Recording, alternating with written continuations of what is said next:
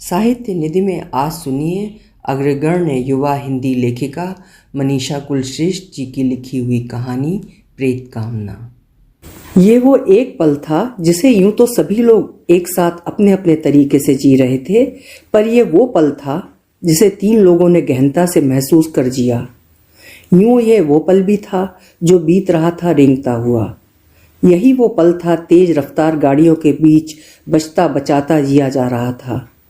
कहीं ये पल चौथाई चांद की पीली मटमैली रात में पेड़ की फुनगी पर अटका बस टपकने को था।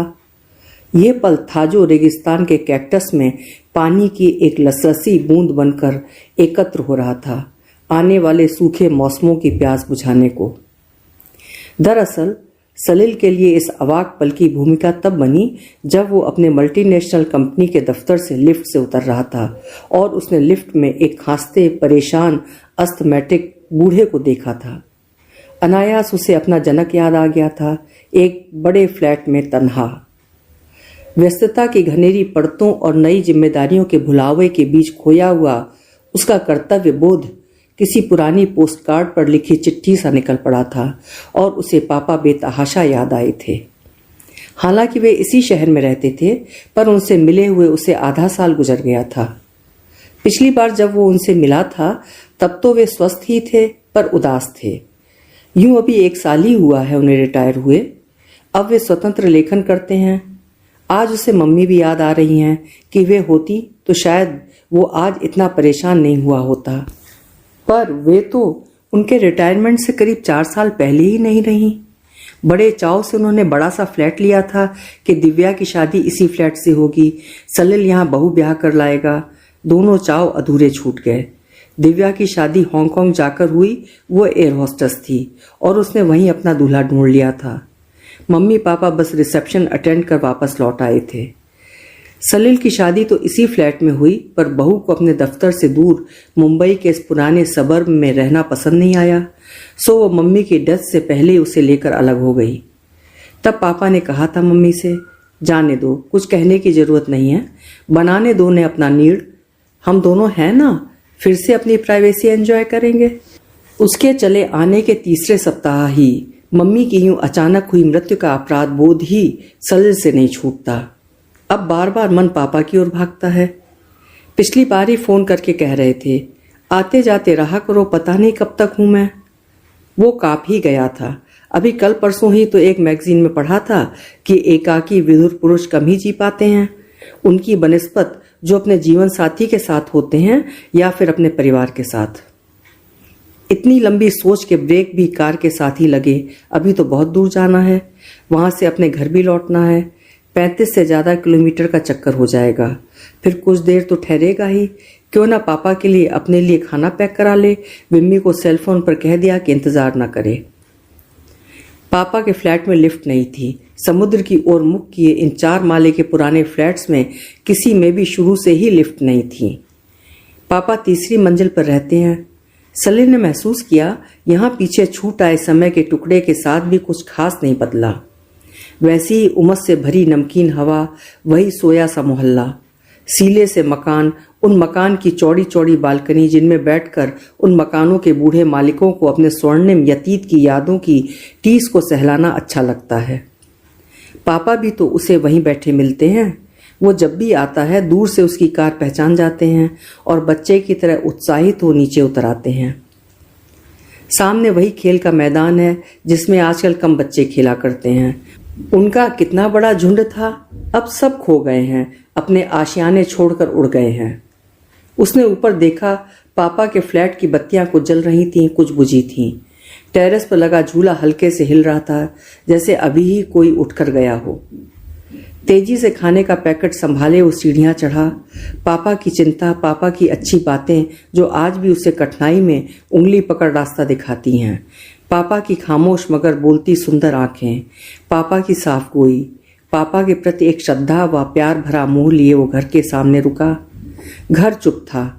न जाने क्यों से लगा कि अभी ही एक कोलाहल होकर ठहरा है और बहुत बहुत सारी बातें करके चुका ये घर अचानक तंद्रिल हो उठा है। उसने घंटी न बजाकर अपनी चाबी से दरवाजा खोला। पापा सो रहे होंगे। उसने खाना किचन में रखा, वहां चाय के 2 प्याले रखे थे। पापा मम्मी को अब भी बहुत याद करते हैं, सोचकर मन भीग गया।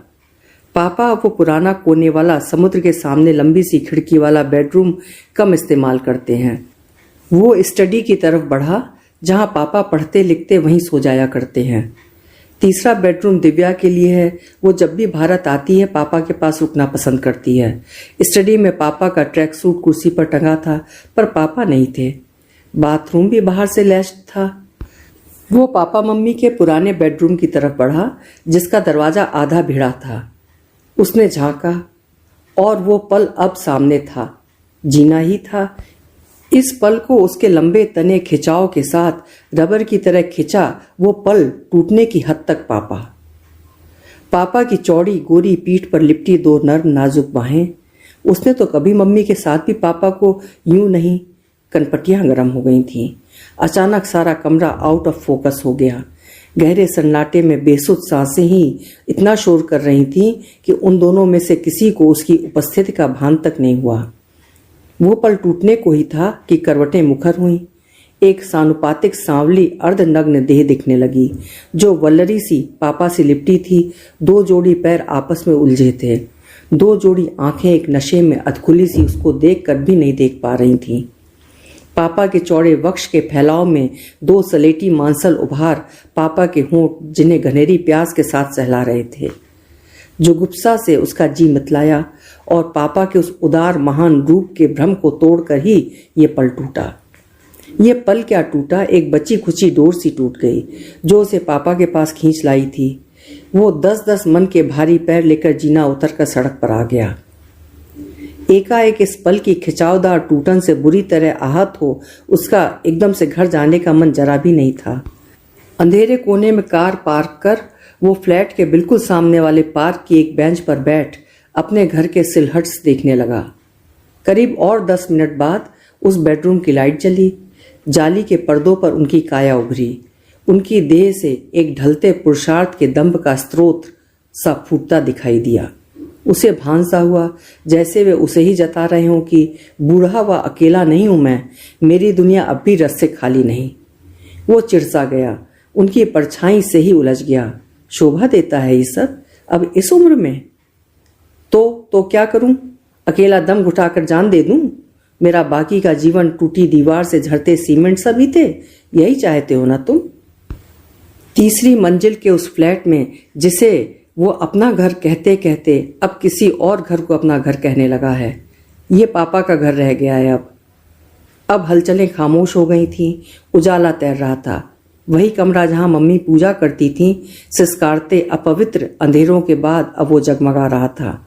दो परछाइयां फिर खड़ी होकर उलझीं और ढह गईं नीचे को। वो दिव्या का कमरा, वो पापा की स्टडी, दोनों में अंधेरा था, पर अब किचन की बत्ती जली। पापा घबराकर बालकनी में आकर अंधेरों में उसे ढूंढ रहे हैं। दूसरी परछाई घबराई सी बगल में खड़ी है। उसने देखा इस घबराई परछाई से पापा जल्दबाजी में अलग हो पार्क की गई कारों में उसकी कार ढूंढ रहे हैं। ओह, जल्दबाजी में खाने का पैकेट वहीं छोड़ आया हूं मैं। वे दोनों नीचे उतर आए हैं अब, और वो एक दरख्त के पीछे आ गया। अरे, ये घबराई सी हताश परछाई तो जानी पहचानी है। पापा की दिल्ली वाली रिसर्च स्कॉलर अणिमा, जिसकी बड़ी आंखों और सांवले रंग की लहराती देह में गजब का जादू हुआ करता था। जब पापा जेएनयू में हेड ऑफ द डिपार्टमेंट हुआ करते थे, तब वो 12वीं में पढ़ता था और अपने दोस्तों में उसके सांवले सौंदर्य की सरस चर्चा किया करता था। ये यहाँ कैसे? इतने दिनों बाद। ये तो अमेरिका में थी, सिमोन द बाउवार का दूसरा संस्करण। ऐसे ही कुछ लेख लिखा करती थी ये। दिव्या हंसी उड़ाया करती थी इसकी तो। दादी भी इसके बारे में अच्छी राय नहीं रखती थी। ऐसी खुली छुट्टी लड़कियों से लल्ला को दूर रखा कर रही बहू। मम्मी हंसकर रह जाया करती थी। मम्मी पूजा करती थी पापा की। मम्मी के वही विश्वास और आस्था आज उसके सामने इस रूप में। न जाने कितने सालों से यह सब चल रहा होगा। फिर उसकी कनपटी जलने लगी। वो निस्पंद सा बैठा रहा इधर उधर। पापा थके कदमों से ऊपर जाकर बालकनी में बैठे हैं। वो छूटते पुरुषार्थ का दम उनके अंदर अब दम तोड़ रहा है। कंधे झुके हैं और वे कांपते हाथों से सिगरेट सुलगा रहे हैं। वो सोच रहा था कि मेरा अब उनसे ये भी पूछने का मन कतई नहीं करेगा कि कैसे हो आप, अकेले कहाँ हो आप अब, है ना नई दुनिया, जा रहा हूं मैं। वो तेज कदमों से कार की ओर बढ़ा। झटके से कार स्टार्ट कर बिना आसपास देखे जूम से कार लेकर निकल गया।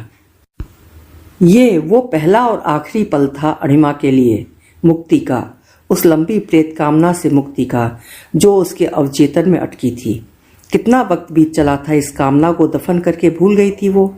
ये कामना एक स्वस्थ सबल कामना थी जिसे चुपचाप गला घोट कर दफना दिया था उसने बरसों पहले। आज वही प्रेत कामना अवचेतन के विस्मृत गलियारों में भटक भटक कर चेतन की राह पा गई थी और लपक कर इस एक पल में समा गई थी। भारत में मनाए जा रहे प्रवासी सप्ताह के दौरान अगर भारत सरकार के द्वारा उसे सम्मानित किए जाने का आमंत्रण न मिला होता तो यह कामना न जाने कब तक यूं ही आत्मा को क्षरित करती हुई दफन रहती। कितनी ही बार सपनों में उसने सर की एक अस्पष्ट परछाई सी के पीछे स्वयं को अनजान गलियों में भटकते देखा है। कितनी बार देखा है उसकी वही ट्रेन छूट गई है जिसमें चढ़कर वो उनसे मिलने जा पाती। कभी देखा है उसके कपड़े बदलने में अचानक कोई अंदर बाथरूम में गलती से चला आया है और वो कहती है, सर आप। और इन सपनों के मोहनजोदड़ो की लिपि से भी कठिन अर्थ खोजने में पसीने पसीने होकर वो रात रात भर जागी है। जेएनयू के उन अलहड़ दिनों में जब वो उम्र स्वयं के मूल और भविष्य के सपने घड़ा करती थी, सर ही थे जिन्होंने विचारों के धुंध को दूर कर एक आकार दिया था। एक साफ शफक व्यक्ति, मानव शास्त्र का महान ज्ञाता, एक लेखक, एक स्कॉलर, जिनकी परछाई भर छू लेना बहुत होता था। बहुत गर्व था उसे कि वो उनकी रिसर्च स्कॉलर है। 10 और भी थे पर उसे पता था कि वो विशिष्ट है। उनके लेखन की उनकी विरासत सिर्फ उसे मिली थी। उनके साथ कई सेमिनार्स के पर्चे उसी ने तैयार किए थे। वो उन कौरवों पांडवों में अर्जुन थी, प्रिय शिष्या, भरोसेमंद, जिसे वे अपनी विरासत सौंप कर निश्चिंत हो सकते थे। उन्हें डर भी था कि वो शादी के बाद इस क्षेत्र के प्रति अपना डिवोशन छोड़ बैठेगी और उसने ठान लिया था कि मैं शादी ही नहीं करूंगी। और वही समय था कि मैं अर्जुन से एकलव्य बन गई। शादी करके अपने लक्ष्य से मैं नहीं भटकूंगी सर। यह संभव नहीं अणिमा। हर इंसान को जीवन में एक सोलमेट की जरूरत होती है। नारीवादी होने का अर्थ ये नहीं कि पुरुष की आवश्यकता को नकार दिया जाए जीवन से ही। नारीवादिता का अर्थ है औरत की अपने स्वतंत्र अस्तित्व के प्रति सजगता। विवाह अवश्य करना और उस दाम्पत्य की नींव में एक मजबूत कंधा लगाना और दूसरा बचाकर रखना, उस पर रखना नींव अपने स्वतंत्र व्यक्तित्व की और संतुलन साधे चलाना जीवन। शुरू के सालों में दिक्कत होगी, फिर सीख जाओगी विवाह और कैरियर का संतुलन साधना। वो घबरा गई थी। हाय, नहीं होगा उससे ये सब। मानो वो एक औरत ना हुई, कंधों पर हल्का जुआ साधे बैल हो गई। कितने ही प्रस्ताव उसे स्वयं मिले, कितने ही मम्मी पापा के जरिए, बस विवाह के प्रति उसकी आसक्ति हुई ही नहीं। उसके लक्ष्य दूसरे ही थे। पहले उसके सहपाठी, फिर सहयोगी बने मिलिंद ने तो कितनी प्रतीक्षा की थी उसकी, फिर खींच कर कह ही दिया था, अणिमा तुझ पर तो सर की विशाल भव्य बुद्धिमत्ता, उनके यश और व्यक्तित्व की छाया पड़ गई है और तू उससे मुक्त होकर ही किसी अन्य के बारे में सोच सकती है। और नहीं मुक्त हुई तो टगी रहना त्रिशंकु सी। उसी खड़ूस बुढ़े ने ही तुझे समझाया होगा कि अणिमा तुम विवाह के लिए नहीं बनी हो। हाय कसम से मिलिंद, उन्होंने कभी ऐसा नहीं कहा, पर सच्ची अभी मैं शादी के लिए जरा भी तैयार नहीं। उसने कभी मिलिंद के साथ प्रेम व्रेम का किस्सा नहीं बुना था। वो तो स्वयं मिलिंद और सहपाठी उनकी जोड़ी बनाते रहते थे। हाँ, वो दोनों ही बंगाली थे और दिल्ली में परदेसी थे तो साथ साथ घुमा फिरा करते थे, तो एक संभावना साथ जीने की कहीं अकुआ सकती थी।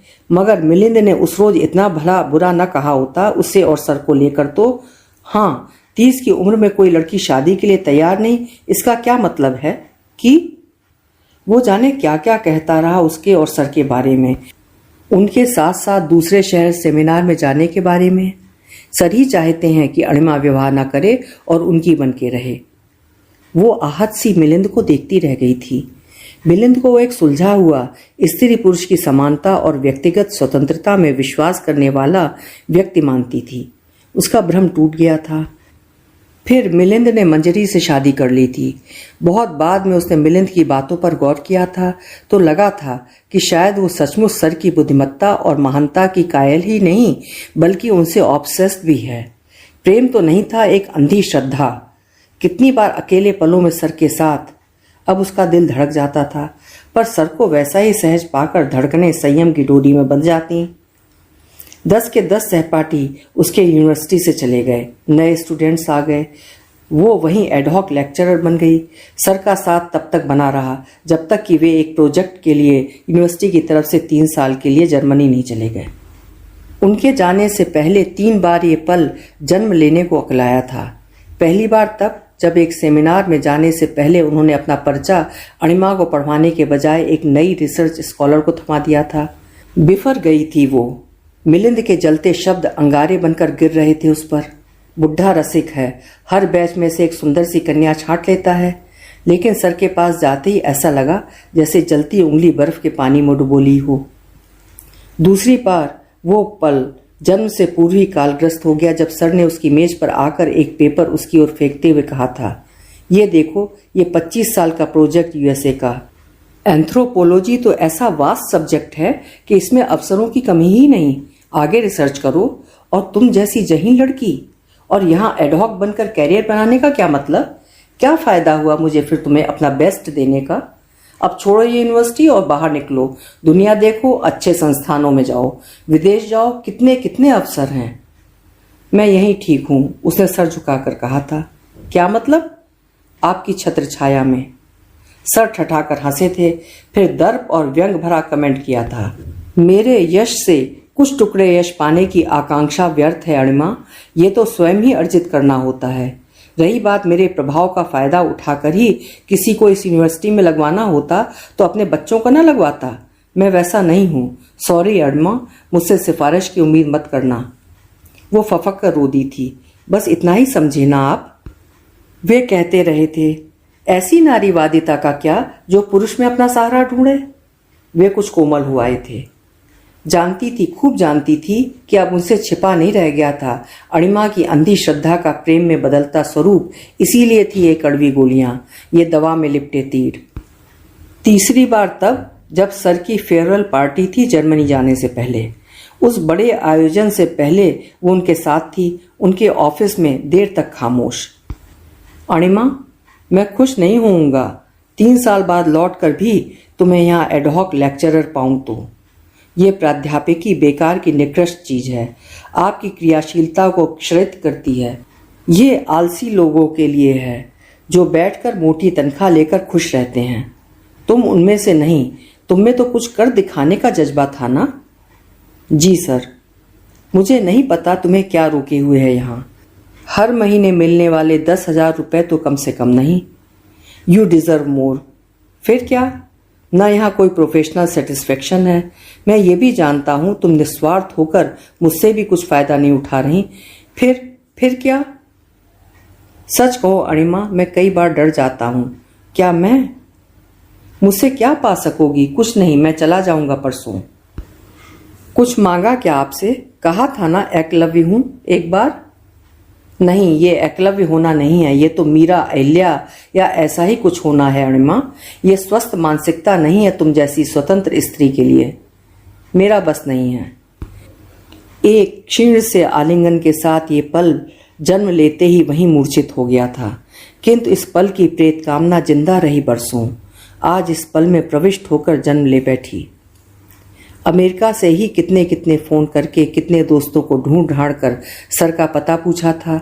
उनका दिल्ली छोड़कर बंबई आना तो पता चला था, लेकिन उसे नहीं पता था कि अब वे इस 10 साल पुराने पते पर होंगे भी कि नहीं। एक खत, एक तार डाला, उत्तर नहीं मिला था, पर वो बंबई चली ही आई। अपनी छोटी बहन कणिका से भी तो मिलना था। वहां टेलीफोन डायरेक्टरी में सर का नाम मिल ही गया, महेश्वर पंत। नाम ही के साथ मुखर हो गई उनकी आकृति। गोरी पहाड़ी मजबूत काठी, औसत कद, चेहरे पे कुमाऊनी पंतों का वही तेज, क्लीन शेव्ड चेहरा, तीखी नाक, हल्की शहद के रंग की बड़ी मगर खामोश स्थिर आंखें, लगातार सिगरेट पीते रहने से गुलाबी से भूरा हुआ या निचला होंठ और कामदेव के चाप के आकार का ऊपरी सुर्ख होंठ, काले सफेद बालों के तरतीब से संधी पंक्तियां, मजाल जो दिन भर में इधर से उधर हो जाएं। बहुत हैंडसम है ना सर इस उम्र में भी, तू बता, मंजरी कहा करती थी। वो कुछ नहीं कहती थी, क्या कह सकती थी? उन आंखों का वीतराग भाव उसे पता था। उन होठों से झरे शब्दों से ज्ञान, आदेश, उपदेश के अलावा कब कुछ सुना था उसने?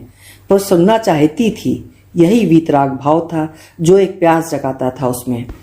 जितना दुर्लभ और रहस्यमय था वो व्यक्तित्व, उतना ही अणिमा को उसका मुंह छलता था। उसे बस इतना पता था कि उनके ज्ञान की विरासत उनके सैकड़ों स्टूडेंट्स में से सिर्फ उसे मिली है। जितनी निकटता उसे मिली है, सर के सहयोगियों और जूनियर्स को भी नहीं मिली थी। इसी को पाथेय बना उसने एकाकी का रास्ता चुन लिया था। सर के जर्मनी से लौट आने से बहुत पहले वो अमेरिका चली गई, एक बड़े प्रोजेक्ट के तहत। फिर लेखन, रिसर्च और फिर मानवाधिकार की एक विश्व प्रसिद्ध संस्था एमनेस्टी इंटरनेशनल से जुड़कर उसने अपने जीवन की सार्थकता पाली थी। वहाँ कई बार उसे सर का पत्र मिलता था, उसकी उपलब्धियों पर बधाई के साथ। कई बार उसने सर को सेमिनार्स में पेपर पढ़ने के लिए आमंत्रित किया, पर उनका जवाब नकारात्मक ही मिला। उनकी पत्नी के देहांत की खबर दोस्तों से मिली थी। धीरे धीरे उनका लेखन भी कम पढ़ने को मिलता था जर्नल्स में। अंततः संपर्क टूट ही सा गया था। उसका भी फिर कभी भारत आना अगर हुआ भी तो जल्दबाजी में, उनसे कभी मिलने का संयोग ही नहीं हो सका। इस बार एक बड़े सम्मान के लिए भारत आने के नाम पर उसे सर से मिलने की बहुत इच्छा हुई थी। आखिर ये सम्मान उन्हीं की बदौलत मिला था। उन्होंने उसे वो दृष्टि दी थी कि वो महज लेक्चरर बनने के लिए नहीं बनी है, उसे इस विषय में उनके दिए ज्ञान का सही उपयोग करना है। फोन करते हुए उसका दिल जोर से धड़क गया था। उसे कुछ पता नहीं था कि उसे कौन उठाएगा, उसे क्या उत्तर मिलेगा। रह रहकर आशंकित हो रही थी वो। अब तक तो रिटायर होने वाले होंगे। सर ही ने फोन उठाया था। आवाज वही थी, धीर गंभीर सी, पर कहीं आहत क्लांत भी। हेलो, एम पंथ हियर। सर। कौन? अणिमा? पहचाना कैसे आपने? मुझे उम्मीद थी, अखबार में पढ़ा था तुम्हारा नाम, टीवी पर भी देखा था तुम्हें, और खत और तार मिल गए थे, पर आपने जवाब नहीं दिया, ना फोन ना ईमेल। सब कुछ तो लिखा था आपको। अणिमा, तबीयत ठीक नहीं थी। फिर मुझे पता था कि ये प्रवासी सप्ताह बीत जाए तो तुम स्वयं खोज कर चली आओगी। क्या हुआ सर? होगा क्या, बुढ़ापा और उससे ज्यादा खा रहा है या अकेलापन? उसका मन दुख गया था। सर, जो कभी व्यक्तिगत स्तर पर बात करने से कतराते थे, सर जो कभी अकेले होते ही नहीं थे बल्कि अकेलापन जुटाते थे, जब बहुत लोगों से घिरे होते थे तो वे निसंकोच कह देते थे, आप जाएं, मैं अब एकांत चाहता हूं। या अणिमा जाओ, अब मुझे ये पुस्तक खत्म करनी है। इसी एकांत को अक्षुण्ण रखने के लिए उन्होंने आर्ट्स फैकल्टी की डीनशिप के लिए भी मना कर दिया था। सर आप कब फ्री हैं? मैं आना चाह रही थी, आपका आशीर्वाद। मैं तो खाली ही हूं, अब कहीं आता जाता भी नहीं। कभी भी आ जाओ, मुझे अच्छा लगेगा। बस वो तुरंत टैक्सी पकड़कर कणिका के साथ शाम की शॉपिंग का प्लान कैंसिल कर भरी दोपहर में भागी थी। देर ढल गई थी, तेज वही था, आंखों की खामोश चमक वैसी ही थी। सफेद कुर्ते पायजामे में सर को देख आत्मीयता से भर गई थी। उसने जल्दी जल्दी कुछ ही देर में कितनी कितनी बातें पूछ लीं, उनकी उपलब्धियों की, पीछे छूट गए सूत्रों की, मानव शास्त्र के नए आयामों पर संभावनाओं की। इतने बातूनी तो सर कभी नहीं थे। लंच कर चुकी थी, पर सर के साथ फिर लंच किया। तुअर की दाल, कच्चे आम की लौंजी, सूखे आलू, चावल और रोटी। आपने बनाया? हाँ। कोई सर्वेंट? मुझसे यहाँ की मराठी बाइयों के हाथ का खाना नहीं खाया जाता। फिर खाना बनाने में सुबह शाम 1 घंटा तो कट जाता है। अणिमा का मन फिर दुखा। कैसा बना है? बहुत स्वाद है सर आपके हाथों में। जया भी यही कह कहकर संडे का खाना मुझसे बनवा लेती थी। पहली बार सर के मुंह से उनके सुखद दाम्पत्य का एक अंतरंग प्रसंग सुना। बहुत याद आता होगा स्वर्णिम अतीत, पर उस ढलती उम्र जिसमें अतीत जितना याद आता है उतना सालता है। पर उस मीठे दर्द के हिस्से को बार बार कुरेदना अच्छा लगता है इस 50 पार की उम्र में। उस दोपहर सर ने बहुत सी बातें की अतीत की, जेएनयू के दिनों की। न जाने कहां से पिछली आत्मीयता दोनों के बीच प्रश्न बनकर उभर आई। आप कब रिटायर हुए? अब भी हुआ नहीं होता। जया के जाने के बाद काफी बीमार रहा तो 2 साल पहले ही रिटायरमेंट ले लिया। अब ठीक हूं। अपनी कहो, शादी वादी? ना, नहीं की। फिर जिद्दी निकली ना अणिमा तू। शादी तुझने नहीं की तो नहीं ही की ना, वक्त ही नहीं मिला। हंसे थे सर अपनी गूढ़ हंसी। शाम टंगी थी समुद्र के इस पार ही। अभी नारियल के पेड़ों पर उस पार जाने की लंबी दूरी को देख ठिठकती सी वो पल करवटें ले रहा था वक्त के गर्भ में। मैं जाऊं?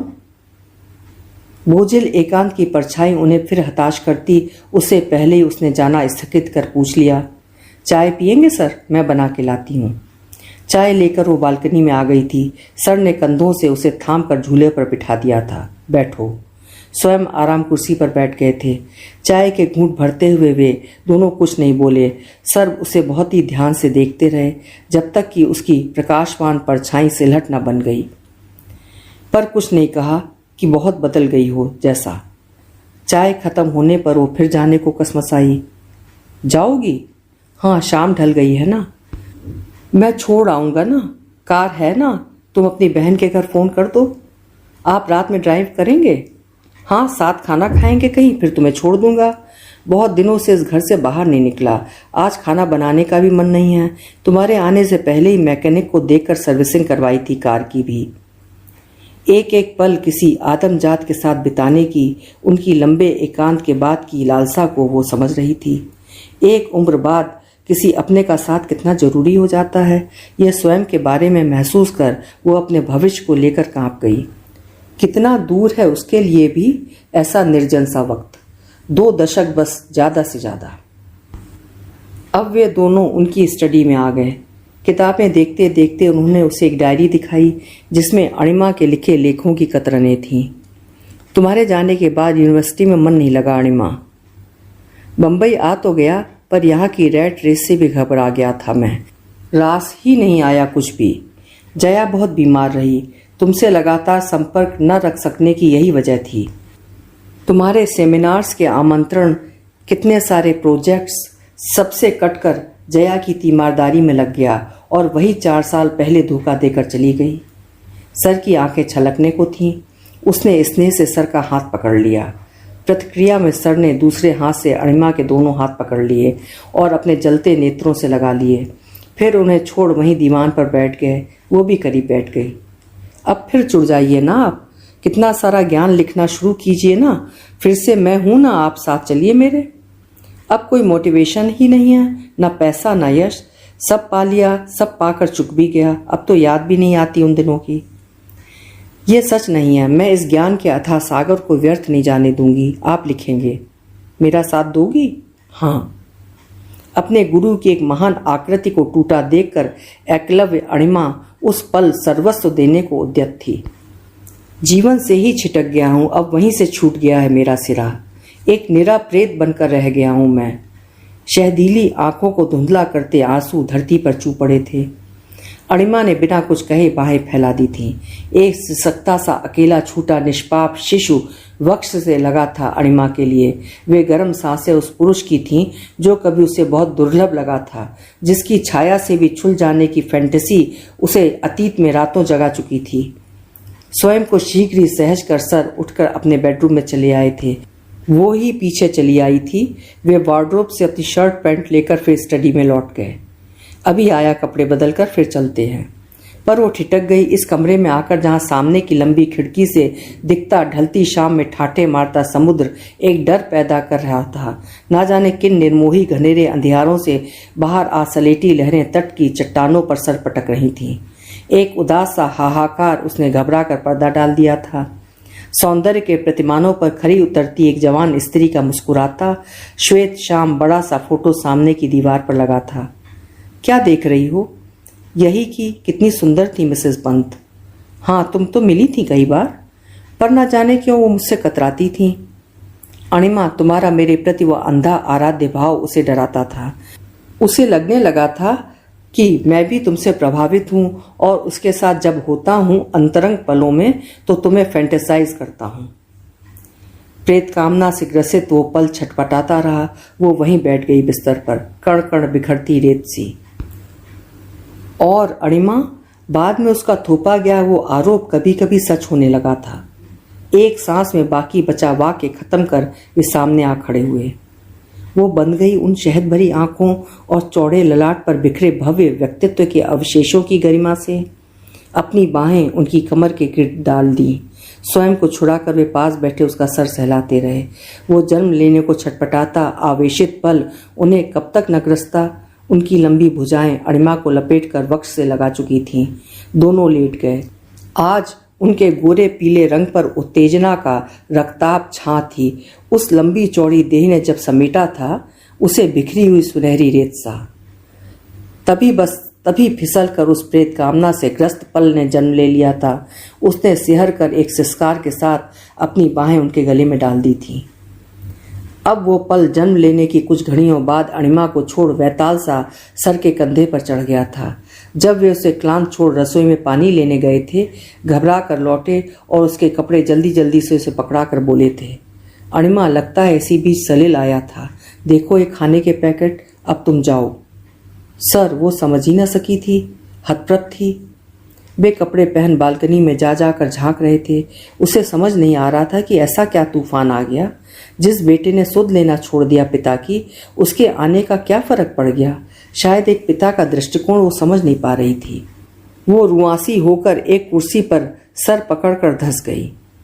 जब सर सलील की कार पार्किंग में न पाकर लौटे, तब उन्होंने आकर अणिमा से कहा, चलो तुम्हें छोड़ दूं, मैं चली जाऊंगी। कितना निरीह लग रहा था यही पुरुष अब, जिसने वर्षों के सहेजे अक्षय पौरुष का तृप्ति भरा साथ अभी अभी जी कर चुकी थी, जिसे बार बार जीने की मीठी कामना भी खुमार ही से भरी थी। मैं अभी एक सप्ताह यहीं हूँ, मैं तुम्हें फ़ोन करूँगा। वो विदा देने नीचे तक आए थे। ये कैसा पल था जो अणिमा की प्रेत कामना के साथ आया और उन पर वैताल की तरह चढ़कर बैठा। उनके एकांत में साल साल भर कोई नहीं झांका था। तब कहाँ मर गया था ये पल। आज आया भी तो कितना भीषण अपमान लेकर। क्या सोचता होगा सलील। उसका बाप अब यही सब क्या करता है अकेले में। कैसे कहे कि बेटे, वो एक विधुर की त्रस्त वासना का पल नहीं था। वो पल था एक बरसों से संजोए प्रेम का। एक बीज था, एक दुर्लभ पौधे का बीज, जिसके उगने के लिए कभी अनुकूल परिस्थितियां न बन सकी थीं। समाज, परिवार, प्रतिष्ठा सब कुछ यथावत बने रहें इसी संयम के तहत। उन्होंने उस बीज को कभी एक नरम निगाह की नमी तक नहीं दी थी। बस उसे दूर रखकर सूखे पात्र में रख छोड़ा था। आज जब कुछ भी शेष न था, इर्द गिर्द न समाज, न परिवार, न प्रतिष्ठा, कुछ भी नहीं, तो बहुत दिनों बाद इस बीज की याद आ गई थी। उसे निकालकर प्रेम से सींच भर दिया था। हाय, सच नहीं पता था इस बीज नमी के एक अणु मात्र से अपने तंतु इतने फैला लेगा कि उन पर उगे चमकीले चिकने हरे पत्ते उसे पूरा ढक लेंगे। वो वल्लरी उनसे लिपट जाएगी और उसकी शाखाएं दूर दूर तक फैल जाएंगी, यहाँ तक कि उसके भूले हुए अपनों तक कि वे बर्दाश्त नहीं कर सकेंगे और उसे अमर बेल समझ बैठेंगे। वो कैसे समझाएंगे कि ना, ये परजीवी अमर बेल नहीं, आर्किड है, अपनी आजाद जड़ों को अपने आप पोषित करता, सुंदर फूलों में खिलता, औरों को मोता हुआ। कैसे समझाएंगे वे सलील को। उफ, ग्लानि से पिघल गया था वो आत्मसम्मान जो बच्चों के आगे कभी न झुककर आज तक बटोरा था। उनके समक्ष एक आदर्श पिता का रोल निभाते निभाते आज ये चूक कैसे हो गई। फोन की तरफ हाथ बढ़ाया, फिर उसके मोबाइल का नंबर डायल भी किया, लेकिन आवाज सुनकर रख दिया। सफाई किस बात की। कहाँ गलत हूँ मैं। गलत तो हूँ। एक आदर्शवादी पिता के रूप में मैंने कब उन्हें दिखाया एक अकेला कमजोर व्यक्ति होकर। एक विधुर की बेबसी कब उनके सामने उजागर की। हमेशा अपनी कमजोरियां ढांप कर दृढ़ दिखते रहे। अपने आत्मसम्मान में सजग, कमजोर नहीं होने दी अपनी छवि। कितना कहा था जया ने, मना कर दो जी सलील से, आप बहू की बातों में ना आए, इसी शहर में होकर अलग घर में ना रहे। आप रोक लो तो रुक जाएगा। बहू को दवाओं की गंध बुरी लगती है तो मुझे अस्पताल में एडमिट करा दो थोड़े दिन। काम के लिए एक आया, एक नर्स रख लो ना। नियम धर्म बहू बेटे से ज्यादा नहीं। अब क्या इतनी कड़वी दवाएं खा ली, नौकरानी के हाथ का खाना भी खा लेंगे। जाने दो जया, अपना नीड़ बना लेने दो। हम भी तो बाबूजी ईजा को छोड़कर आए थे। दृढ़ता से कह स्वयं सलील को नए घर में शिफ्ट करवा आए थे। अपने जुड़वा पोतों को मुड़कर भी नहीं देखा भरी हुई आंखों से। जया के चले जाने के बाद सलील उन्हें ले जाने आया था अपने घर। तब भी उन्होंने अपने पोतों की किलकारियों के बीच चुभते तानों की जगह अपना आत्मसम्मान चुना। दिव्या के पास जाने की तो कोई समस्या ही नहीं थी, वहां तो स्नेह ही स्नेह था। पर वही नहीं गए। बेटी के घर जाकर रहे, इतने भी बुरे दिन नहीं आए हैं। 55 भी कोई उम्र है किसी के सहारे पड़ जाने की। ये पल तब टूटा कहर बनके जब वे एक आदर्श पिता की तस्वीर में बंधे बंधे थक गए थे। एक आवेशित पल में वे बाहर निकल आए इस फ्रेम से, तो क्या अब तक वो छवि बिखर जाएगी? पूरी की पूरी जिंदगी की तपस्या से बनी तस्वीर में बाल आ जाएगा? कभी वो कुछ नहीं कह सकेंगे अपनी सफाई में, चुपचाप बेटे की नजर में गिरना देखते रहेंगे। वे सलील की गाड़ी को मोड़ से सर से गुजरते देख चुके थे। आधी पी हुई सिगरेट फेंक दी। पूरा दृश्य मानो इस एक पल की निर्लज्जता से स्तब्ध था। हवा रुक गई थी। नारियल के पेड़ दम साधे खड़े थे। समुद्र भी मानो चीख चीख कर रोने के बाद अब कहीं धीमी धीमी लहरों में हिचकियां सी ले रहा था। बादल घिर आए थे बालकनी में। बढ़ती तेज उमस और अंदर की अकुलाहट से घबरा कर वे अंदर आकर बिस्तर पर जा गिरे। उनका अकेलापन और गहरा हो गया था। अणिमा तक को वे कुछ समझा न सके। उसने क्या सोचा होगा? उस पल वो शायद नहीं समझ पा रही थी।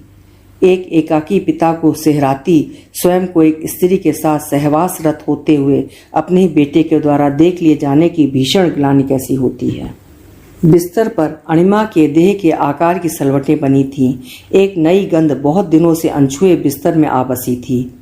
थकान, रुला देने वाले तनाव, ग्लानि, खुमारी, दुख के मिले जुले भाव से त्रस्त वे उस गंध को खोजते हुए बिस्तर पर गाल रगड़ते रहे।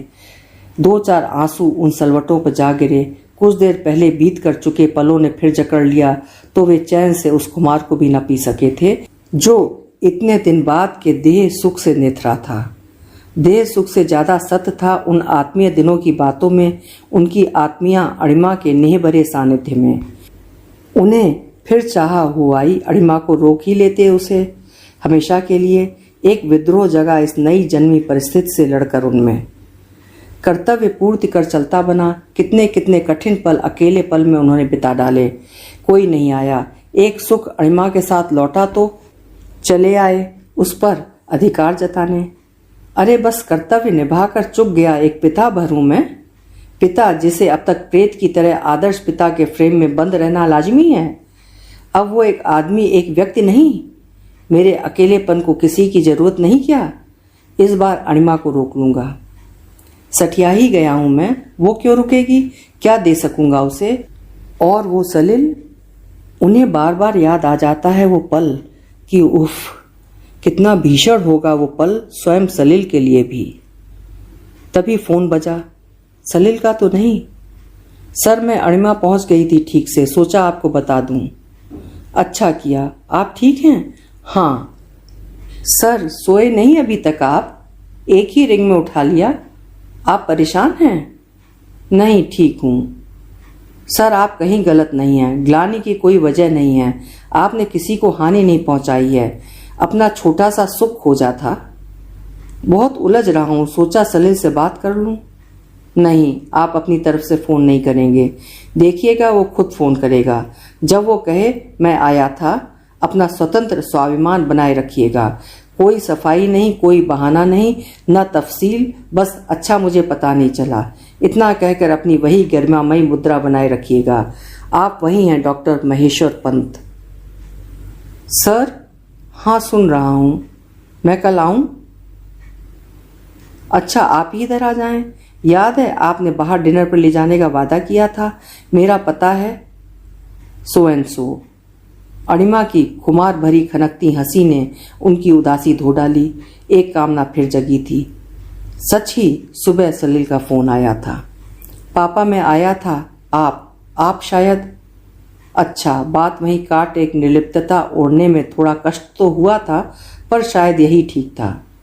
पापा, विम्मी कह रही थी आप थोड़े दिन यहाँ आ जाएं, परसों साहिल का बर्थडे है। नहीं बेटा, ऐसा तो शायद संभव ना हो। मैं व्यस्त हूँ। एक नए प्रोजेक्ट के लिए कुछ मटेरियल तैयार कर रहा हूँ। शायद अगले महीने यूएसए जाना पड़े। अच्छा पापा, लेकिन आप, मेरा मतलब आपकी तबीयत? उसकी आवाज में क्या था? हताशा, चिढ़ या व्यंग या सहजता? ये पता नहीं, पर एक कौतूहल जरूर था। पर उन्होंने उसे तूल नहीं दिया। एक पिता और पुत्र के बीच एक रेखा जो सलील ने खींची थी अपनी निजता की, उन्होंने एक समानांतर रेखा अपने आगे खींच ली अपनी निजता की। तो क्या गलत है? ठीक ही है। अस्थमा इस बार नहीं उखड़ा, शायद इन्हेलर और रोज सुबह शाम की सैर का असर है। अच्छी बात है, तो मैं ही आऊँगा। बताइए कब आऊँ? एक व्यंग था स्वर में। रहने देना, बीच में समय मिला तो मैं ही कुछ देर के लिए उधर आ जाऊँगा, साहिल के बर्थडे पर। जी रखता हूँ, गुड डे पापा। वो पल अब जगमगा रहा था, अपनी प्रेत बाधा से मुक्त नया जन्म लेकर हंसता खिलखिलाता। वो पल बह रहा था निर्बाध होकर, वक्त की लहरों के समानांतर। अभी आप सुन रहे थे मनीषा कुलश्रेष्ठ जी की लिखी हुई कहानी प्रेत कामना।